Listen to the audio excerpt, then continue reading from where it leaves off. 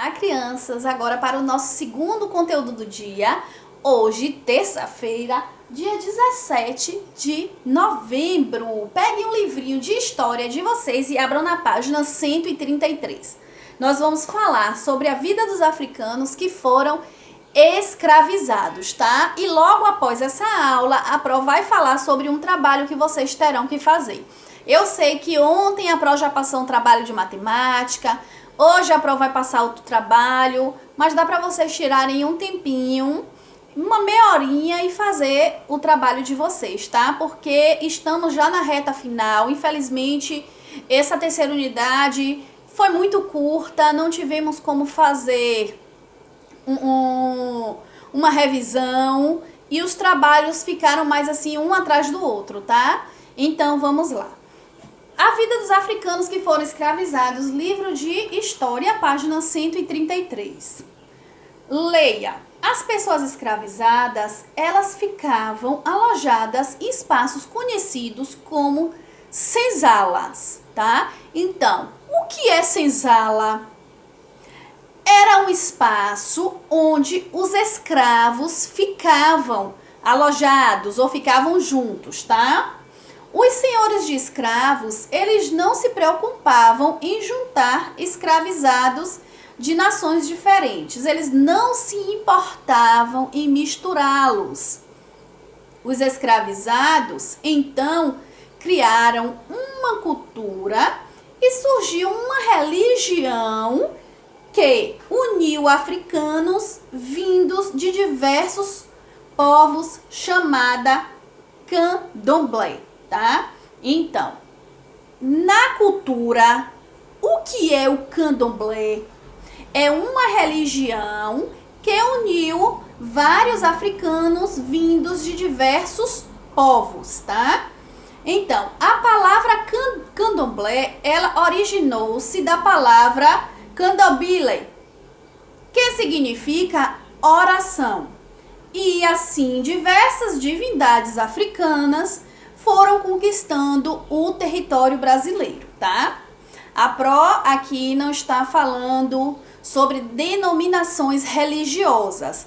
Aqui a Pro está apenas dando a aula sobre a vida dos africanos que foram escravizados, tá? Sua cultura, seus tipos de comida, as roupas que vestiam e a religião que eles seguiam, certo? Então, vamos continuar. As pessoas que eram escravizadas, que vieram em navios negreiros para o Brasil, então, os escravos, eles vinham para o Brasil em navios negreiros. E geralmente se enquadravam em 3 etnias, tá? Malê, sudanês e banto. Certo? Então, nós temos aí uma atividade da página 134 e atividade da página 135 apenas, tá? Que a Pro vai ler aqui para vocês compreenderem um pouco. E vamos falar aqui hoje mais, né, com mais conhecimento sobre o Zumbi dos Palmares. Então, vamos lá. Primeiro, sublinhe no texto da página anterior a resposta de cada uma das perguntas a seguir conforme a indicação, tá? De vermelho, sublinhe com que os senhores de escravos não se preocupavam. De azul, sublinhe o que os escravos criaram. Então, de amarelo, sublinhe de amarelo, sublinhe quem essa nova cultura uniu. De roxo, sublinhe como é chamada essa cultura. De marrom, sublinhe qual é a origem do significado dessa palavra, tá? Então, de cada cor aqui, vocês irão sublinhar no texto da página anterior tudo que a letra A está solicitando. Então, segundo, leia essa informação sobre o líder do quilombo mais famoso da história do Brasil. Quem foi Zumbi dos Palmares? Ele foi um homem que virou herói nacional por causa da sua luta a favor da igualdade. Este foi Zumbi dos Palmares, que defendeu até o fim o direito dos negros no Brasil colonial. Zumbi, ele nasceu no estado do Alagoas no ano de 1655. e dedicou a maior parte da sua vida a uma causa bem nobre, livrar os negros da escravidão. Pensando nisso, ele assumiu o comando do famoso Quilombo dos Palmares, localizado em Alagoas. Esse quilombo era um local onde todas as pessoas escravizadas, fugidas, poderiam buscar abrigo e viver de forma digna, produzindo tudo o que precisavam. Eles produziam, então, eles se alimentavam do que eles plantavam, tá? E de pesca também. E nessa época, Zumbi chegou a liderar uma população composta por 30.000 habitantes. Então, chegou a uma população imensa de 30.000 pessoas, certo? Neste quilombo. Compreender as formas de resistência e luta dos africanos, negros e afrodescendentes é fundamental para entendermos quem somos e quem são os brasileiros. Tá chegando aí já, não é, o dia de comemoração da consciência negra. O rapaz, ele era conhecido pela sua coragem e sua bravura. Ele sempre estava pronto para lutar contra os invasores que decidiam invadir o quilombo. Porém, depois de um ataque liderado pelo bandeirante Domingos Jorge Velho, ele foi capturado e condenado à morte em 20 de novembro de 1695. Atualmente, Zumbi dos Palmares ele é lembrado como um dos grandes líderes da nossa história e como símbolo da luta do movimento negro no Brasil.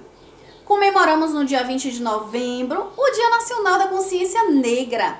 A data foi escolhida a fim de homenagear o grande guerreiro. Então, pinte a figura de Zumbi dos Palmares. E o terceiro, na África, tribos guerrilhavam entre si e aprisionavam os derrotados. Esses derrotados eles eram vendidos aos contrabandistas de pessoas escravizadas, aprisionados a correntes que ligavam um a um pelo pescoço. Eram jogados nos tumbeiros em péssimas condições. Pesquise e escreva o significado da palavra tumbeiro, tá? Vocês irão pesquisar aí no Google. Quem tiver dicionário pode pesquisar no dicionário também e vai descobrir aí o que significa essa palavra tumbeiro, tá? Então, vamos lá falar sobre o nosso trabalho de história.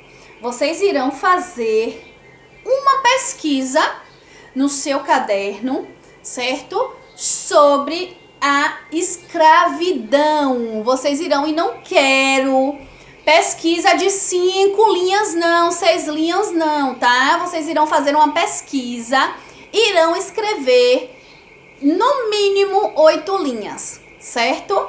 No mínimo 8 linhas, 7 a 8 linhas do caderno de vocês.